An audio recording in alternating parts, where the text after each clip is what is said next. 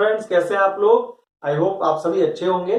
चलिए हम अपना स्टार्ट करेंगे। चैप्टर का नाम हमारा था hello alkenes and hello arenes, और हमने लास्ट वीडियो में काफी कुछ इसके बारे में समझा था। आज हम बात करेंगे इसकी आइसोमेरिज्म की। ठीक है, तो हम हेडिंग डालेंगे isomerism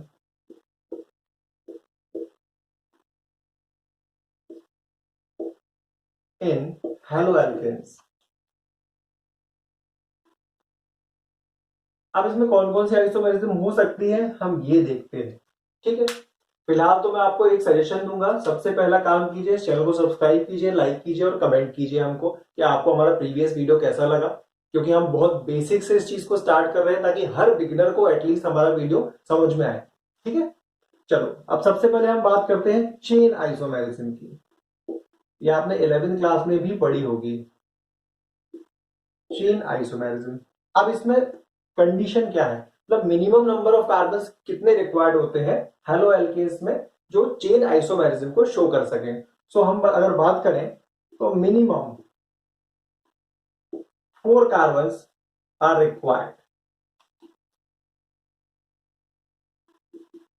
minimum 4 carbon are required. देख लेते हैं कैसे।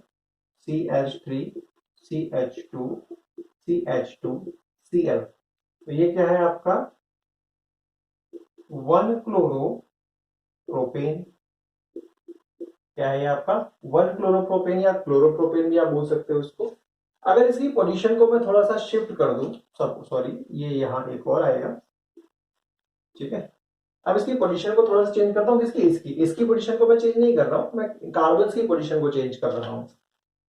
CH3 CH CH3 CH2 Cl। अभी कार्बन की पोजीशन या जो कार्बन था यहाँ पर यानी मिथाइल ग्रुप था वो हमारा शिफ्ट होकर कहाँ आया, इधर पर आया। तो हाइड्रोजन की भी शिफ्टिंग हो गई। आप सपोज 1 2 3, अभी क्या हो गया 2 मिथाइल क्लोरो प्रोपेन। तो ये आइसोमेरिज्म है chain isomerism, same molecular formula, but chain structures में उनके जब डिफरेंस होता है तो वो कहलाते हैं चेन आइसोमेरिज्म। याद रखिएगा, मिनिमम 4 कार्बन रिक्वायर्ड होते हैं। ठीक है, चलो आप फटाफट इसे नोट करो, फिर हम आगे और नेक्स्ट पोजीशन आइसोमेरिज्म की बात कर लेते हैं। चलिए हम अब आइसोमेरिज्म की बात करेंगे पोजीशन। अब पोजीशन में हमें याद रखना है कि मिनिमम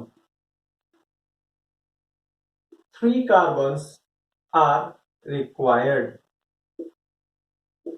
3 कार्बन रिक्वायर्ड, स्पेलिंग सही लिख देता हूं तो ऐसा ना हो किसी को समझ में ना आए। ठीक है, अब देखो CH3 CH2 CH2 Cl। अब हम कार्बन नहीं, अब हम फंक्शनल ग्रुप यानी हैलोजन की पोजीशन को चेंज करेंगे। तो अभी 1 2 3, तो ये क्या होगा आपका क्लोरो 1 क्लोरो प्रोपेन।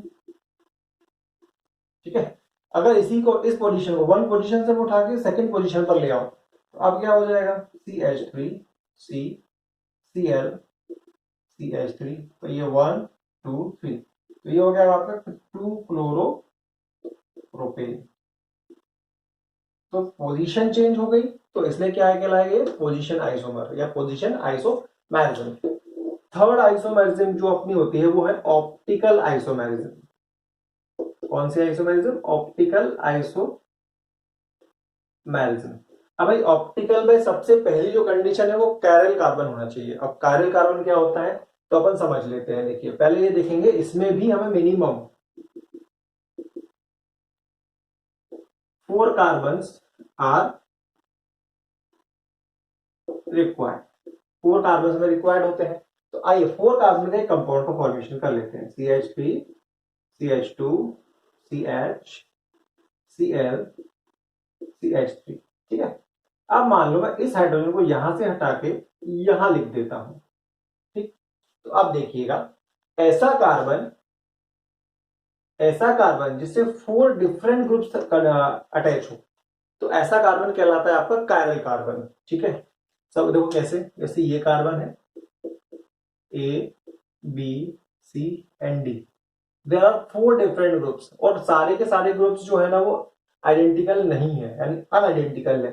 तो अब ये क्लोरीन हो गया, ये हाइड्रोजन हो गया, ये इथाइल ग्रुप हो गया और ये मिथाइल ग्रुप हो गया। तो अब ये कार्बन क्या है आपका कायरल कार्बन है। क्या है ये आपका? This is a chiral carbon. ठीक है, तो अब इसका नाम क्या हो जाएगा? इसका नाम हो जाएगा 2 क्लोरो 1 2 3 4 ऐसे जाएगा। तो 2 क्लोरो ब्यूटेन, नाम इसका बहुत सिंपल है, बट 4 डिफरेंट ग्रुप्स है इसलिए ये ऑप्टिकल आइसोमेरिज्म शो करेगा। ठीक है, चलिए आप नोट करिए, फिर अपन आगे बढ़ेंगे। चलिए फ्रेंड, अब हम बात करेंगे मेथड्स ऑफ प्रिपरेशन की। हैलोजेंस को हम कैसे फॉर्मेशन कर सकते हैं, उनका कैसे हम बनाते हैं। तो अगर मैं सबसे पहले बात करूं तो हम सबसे पहले बनाएंगे फ्रॉम अल्कोहल्स। किससे? अल्कोहल से। सबसे पहले हम किससे बनाएंगे? अल्कोहल से। और अल्कोहल्स में भी अगर मैं सबसे पहले बात करूं, उस पर 3 मेथड्स को हमको स्टडी करना है। तो बाय हैलोजन एसिड्स, हम हैलोजन एसिड्स से इसको फॉर्म करके देखेंगे सबसे पहले। तो देखो रिएक्शन क्या है, रिएक्शन है ROH, ये मेरे पास अल्कोहल है, इसको मैं कॉन्सेंट्रेटेड HCl के साथ एनहाइड्रस एनहाइड्रस ZnCl2 की प्रेजेंस में रिएक्शन कराऊंगा। तो क्या होगा? RX plus H2O। ठीक है, ये कॉन्सेंट्रेटेड HX ले लेते हैं यहां पर। तो क्या होगा? ये H और ये OH H2O के फॉर्म में निकल जाएगा, और ये क्या बना देगा आपका? RX यानी अल्काइल हैलाइड। क्या बना देगा आपका? Alkyl halide. इस प्रोसेस का जो नाम है, ये प्रोसेस कहलाती है आपकी ग्रूव्स प्रोसेस। ग्रूव्स प्रोसेस क्या कहलाती है? ये ग्रूव्स प्रोसेस। ठीक है, अब समझना है यहां पर, अगर मैं इनके रिएक्टिविटी ऑर्डर की बात करूं, तो अगर मैं अल्कोहल की बात करूंगा, किसकी? इसकी अल्कोहल में रिएक्टिविटी ऑर्डर की। ठीक है, रिएक्टिविटी ऑर्डर की। तो याद रखिएगा, सबसे ज्यादा होता है एलाइल। क्या होता है? एलाइल। एलाइल के बाद उससे कम रिएक्टिव होता है टर्शरी अल्कोहल, उसके बाद सेकेंडरी अल्कोहल, उसके बाद प्राइमरी अल्कोहल, और उसके बाद होता है आपका मिथाइल अल्कोहल। तो ये डिक्रीजिंग ऑर्डर ऑफ रिएक्टिविटी है किसके लिए? अल्कोहल के लिए। क्या है? डिक्रीजिंग ऑर्डर ऑफ रिएक्टिविटी को मैं R से रिप्रेजेंट कर रहा हूं ऑफ अल्कोहल। ठीक है, अब मैं HX की बात करूं सपोज, तो अगर मैं HX की रिएक्टिविटी की बात करूंगा, किसकी? हैलाइड्स की रिएक्टिविटी। ठीक है, इसकी रिएक्टिविटी की बात करूंगा, तो देखो इसकी रिएक्टिविटी होगी सबसे ज्यादा HI, उससे कम HBr, देन उससे कम होगा आपका HCl, और देन उसके बाद होगा HF। तो ये आपको दो चीजें थोड़ा सा याद रखनी है, क्योंकि इनका भी यूज होता है रिएक्शंस के टाइम पर। ठीक, अब यहां पर एक चीज और समझ लो, क्या? कि द मिक्सचर ऑफ 1:1, कितना? 1:1, the mixture of concentrated HCl and anhydrous ZnCl2, और किस रेशियो में? 1:1 के रेशियो में, इज कॉल्ड, आपने नाम सुना होगा, ल्यूकास रिएजेंट। क्या? Lucas reagent. ये क्या कहलाता है? ल्यूकास रिएजेंट कहलाता है। ठीक है, तो ये कौन सी प्रोसेस है? ग्रुप प्रोसेस है। इसमें अल्कोहल की रिएक्टिविटी का ऑर्डर बात करें तो सबसे ज्यादा allylic group, then third tertiary, then secondary, then primary, then methyl alcohol. और अगर मैं यहाँ हैलाइड्स की रिएक्टिविटी की बात करूंगा तो सबसे ज्यादा HI, उससे कम HBr, उससे कम HCl, और देन सबसे कम होगा HF का। प्लस अगर मैं बात करूं एनहाइड्रस HCl और कॉन्सेंट्रेटेड HCl की बात करूं अगर मैं, तो इसमें अगर आप इसका 1:1 रेशियो लेंगे तो ये कहलाता है आपका ल्यूकास रिएजेंट। नोट करिए, फिर अपन आगे बढ़ते हैं। चलिए हम बात कर रहे थे ग्रुप प्रोसेस की, तो अगर मैं ग्रुप प्रोसेस की बात करूं आपसे, तो in Groove's process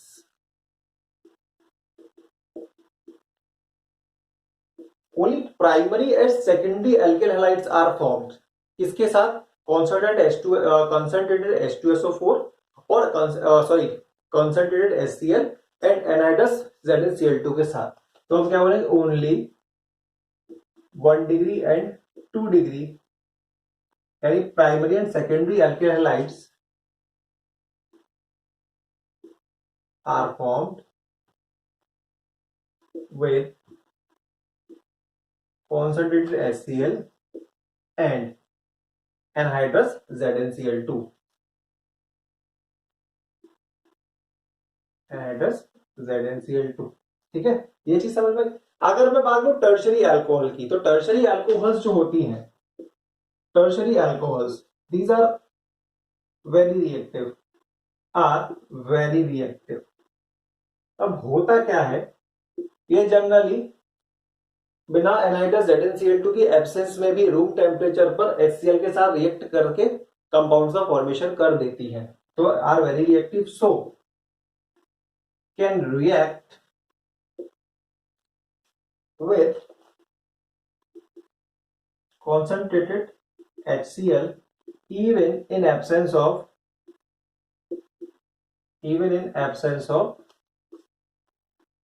anhydrous ZnCl2 room temperature पर रही। तो देखो टर्शरी अल्किल हैलाइड के अपन रिएक्शन करके देख लेते हैं। CH3 का होल ट्वाइस C, यहाँ पर क्या है ये OH, अपन ने ले लिया कॉन्सेंट्रेटेड HCl। ठीक है, ये अपना यहाँ पर रूम टेम्परेचर है, क्या है ये आपका रूम टेम्परेचर है। तो इसके साथ जब रिएक्शन कराएगा तो ये क्या बना लेगा आपका CH3 whole thrice CCl plus क्या निकल गया आपका OH plus H H2O। Clear हुआ आपका। तो ये टर्शरी अल्कोहल से टर्शरी हैलाइड बन गया। ये क्या है आपका टर्शरी अल्कोहल, टर्शरी अल्कोहल। और टर्शरी अल्कोहल से आपका क्या बन गया टर्शरी अल्किल हैलाइड या क्लोराइड बोल सकते हो आप। ठीक है, नोट करो। चलो एक पॉइंट और बता देता हूं मैं इसमें आपको कि जो 1 degree alcohol, 1 degree alcohol and methyl alcohol, क्या 1 degree alcohol and methyl alcohol ये देते हैं आपको SN2 रिएक्शन। क्या देते हैं आपको SN2 रिएक्शन शो करते हैं। वही आपके अगर मैं बात करूं तो 2 degree alcohol and 3 degree alcohol, 2 degree alcohol and 3 degree alcohol ये शो करते हैं आपका SN1 मैकेनिज्म या SN1 reaction. What is SN? Nucleophilic substitution reaction and nucleophilic first and nucleophilic substitution reaction 2। ठीक है, चलिए आप नोट करिए फिर अपन आगे बढ़ते हैं। चलो फ्रेंड, तो हम आगे बढ़ते हैं। अगर हम थोड़ा सा एक दो चीजों को देख लेते हैं। जैसे अगर हम बात करेंगे, हम HBr के साथ रिएक्शन कराएंगे, किसके साथ HBr के साथ रिएक्शन। तो अगर मैं C2H5OH इथेनॉल की रिएक्शन HBr के साथ कराऊंगा कॉन्सनट्रेटेड H2SO4 के साथ रिफ्लक्स में। ठीक है, ये लिटिल है अपना, ये क्या है लिटिल, ये बहुत ज्यादा नहीं है, थोड़ा सा है हमारे पास। ठीक है, तो इस कंडीशन में क्या बनेगा C2H5Br प्लस HOH प्लस क्या बनेगा HOH यानी कि वाटर। ठीक है, तो हमने इथेनॉल से हमने क्या बना लिया ब्रोमो इथेन। ठीक है, अब अगर हम बात करें तो हम HBr की जगह KBr को भी ले सकते हैं। ठीक है, एक और रिएक्शन हमारी क्या है, अगर मैं C2H5OH में KBr की रिएक्शन कराऊं विद कॉन्सनट्रेटेड H2SO4 और इसको मैंने ले लिया है अब एक्सिस में, इसमें एक्सिस में, तो अब क्या बनेगा हमारा प्रोडक्ट। तो सबसे पहला तो यही सिमिलर C2H5Br प्लस अब बनेगा KHSO4 और प्लस हमारे निकलेगा वाटर या पोटेशियम बाइसल्फेट का फॉर्मेशन भी होगा। ठीक है, तो ये दो रिएक्शंस हैं, थोड़ा सा इंपॉर्टेंट है। पहला जब हम लिटिल अमाउंट में रिफ्लेक्स में लेंगे, और दूसरा जब हम HBr की जगह KBr को एक्सेस ऑफ H2SO4 के साथ रिएक्शन कराते हैं। ठीक है, तो ये दोनों को हमें थोड़ा सा याद रखना है। अब मैं एक चीज और याद रखनी है, वो ये रखनी है हमें याद कि याद रखना, नोट है, note the mixture of KBr and concentrated H2SO4 is not used in tertiary and secondary and tertiary alcohols are not used in 2 degree and 3 degree alcohol due to dehydration. किसके क्या हो जाएगा इसका? डिहाइड्रेशन। तो due to dehydration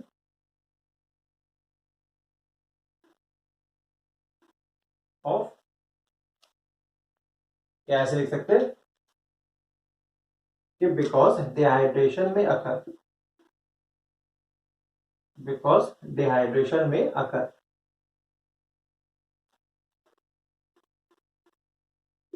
ठीक है, note करो, फिर फटाफट अपन आगे बढ़ेंगे और अब थोड़ा सा इसकी मैकेनिज्म पर चर्चा करते हैं। चलो फ्रेंड्स, अब हम एक नई चीज की बात करते हैं। अगर मैं बात करूं in case of higher alcohols, in higher alcohols, किसमें? हायर एल्कोहल्स में। तो इसमें क्या होगा, हमारा शिफ्टिंग होती है। क्या? एक तो होती है 1,2 methyl and 1,2 hydride shift occur to form more stable carbocation. More stable carbocation को फॉर्म करने के लिए यहां पर मिथाइल शिफ्ट और हाइड्राइड शिफ्ट होता है। तो मैं देखता हूं पहले क्या है और फिर तुम्हें उसको मैकेनिज्म बताता हूं। देखो CH3 C, CH3 CH3 OH CH3।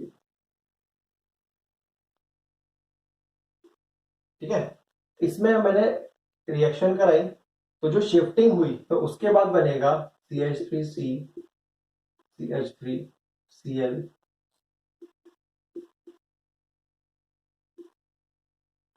ठीक है, अब इसकी मैकेनिज्म समझ लो।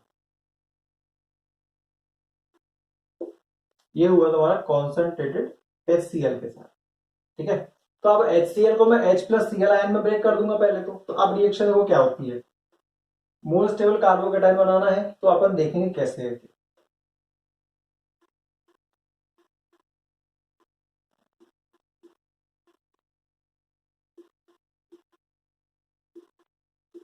ठीक है, तो यहां पर मेरे पास सबसे पहले H+ आयन था। अब H+ आयन क्या करेगा, ये इस OH के साथ आके अटैच हो जाएगा। इस OH के साथ आके अटैच होगा तो देखो क्या बनाएगा,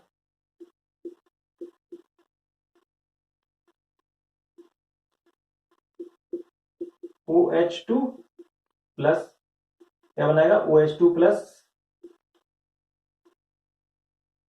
ठीक है, अब तो नेक्स्ट स्टेप में मैंने क्या किया, नेक्स्ट स्टेप में इस OH2 को मैंने रिमूव कर दिया, यहां से क्या कर दिया, इसको रिमूव कर दिया यहां से। अब रिमूव करूंगा तो क्या होगा,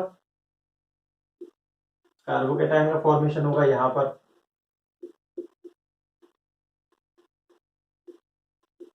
ये देखो यहां पर जब पूरा वाटर निकल गया, माइनस वाटर निकला, तो यहां पर अब क्या हो गया, आपका कार्बोकैटायन का फॉर्मेशन हो गया। तो ये आपका है 2 डिग्री कार्बोकैटायन। ये क्या है आपका 2 डिग्री कार्बोकैटायन। क्या है आपका 2 डिग्री कार्बोकैटायन है। ठीक है, अब क्या करना है हमको, यहां पर कार्बोकैटायन आया। अब क्या हुआ नेक्स्ट स्टेप में, देखो नेक्स्ट स्टेप में ये जो मिथाइल था ये कहां शिफ्ट हो गया, इस कार्बोकैटायन की तरफ शिफ्ट हुआ। मैकेनिज्म में ध्यान रखना, ये मिथाइल कहां शिफ्ट हुआ, कार्बोकैटायन। तो अब क्या हो गया हमारा 1,2 मिथाइल शिफ्ट हो गया। तो अब क्या बनेगा,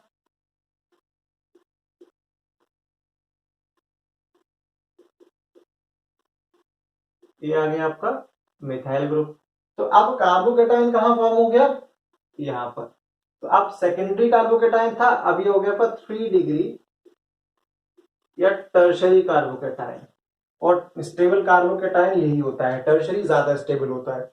अब नेक्स्ट स्टेप में क्या हुआ, हमने लिया क्लोराइड आयन को, यानी क्लोरीन को ले लिया। सिंपल बोलो, ये H+ था तो ये तुम्हारा क्लोरीन हो गया। तो अब ये क्लोरीन कहां जाके अटैच हो जाएगा, इस 3 डिग्री कार्बोकेटाइन से। तो जब ये अटैच होगा तो ये बन जाएगा CH3 C CH3 Cl CH CH3